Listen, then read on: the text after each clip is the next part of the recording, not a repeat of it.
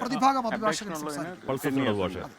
പിന്നെ ബാക്കി എല്ലാം തന്നെ ഒരുമിച്ച് ഈ 20 വർഷത്തിനകത്ത് പോകും. പിന്നെ ഫൈൻ എമൗണ്ട് ഉണ്ട്, അതെനിക്ക് കൃത്യം അത് ജഡ്ജിന് കിട്ടിയാലേ അറിയുള്ളൂ.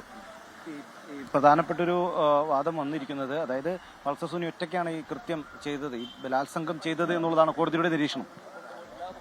എല്ലാവരും ഒരുമിച്ചുണ്ടായിരുന്നു, പക്ഷേ ഈ ഓവർ ആക്ട് ചെയ്തത് സുനിയാണെന്നാണ് കോടതി കണ്ടെത്തിയതെന്നാണ് രാവിലെ ഇതിൽ നിന്ന് മനസ്സിലാക്കിയത്. എന്നാലും എല്ലാവർക്കും ശിക്ഷ സെയിമാണ്. ഇനിയിപ്പോൾ ഇതുമായി ബന്ധപ്പെട്ട് അപ്പീൽ പോകുമെന്നുള്ളതാണ് പ്രോസിക്യൂഷന്റെ വാദം. അപ്പീൽ പോകും, ഞങ്ങളും അപ്പീലും ഉണ്ട്. പ്രോസിക്യൂഷൻ വയ്ക്കോട്ടെ, ഞങ്ങൾ എന്തായാലും അപ്പീൽ പോകും. പ്രതിവാദത്തിന്റെ ശിക്ഷ കുറയ്ക്കാൻ പറഞ്ഞ പ്രധാനപ്പെട്ട ഒരു കാരണം അമ്മ തനിച്ചാണ് എന്നുള്ളതാണ്. അമ്മ തനിച്ചാണ് എന്നുള്ളത് അവരുടെ വീട്ടിലെ കാര്യം പറഞ്ഞതേ ഉള്ളൂ. അല്ലാണ്ട് ഞങ്ങൾക്ക് കേസിന്റെ മെറിറ്റ്സ് ഉണ്ട്. അപ്പൊ ഞങ്ങൾ മെറിറ്റ്സ് വെച്ചിട്ടാണ് പോകുന്നത്. ഇതിപ്പോ ഈ പ്രതികളുടെ ഭാഗം കേൾക്കാനായിട്ട് വയ്ക്കുമ്പോൾ അവരുടെ ബുദ്ധിമുട്ടുകൾ അത്തരം കാര്യങ്ങളാണ് പറയുന്നത്. ഞങ്ങൾ എന്തായാലും അപ്പീൽ പോകുന്നത് മെറിറ്റ്സിൽ തന്നെയാണ്.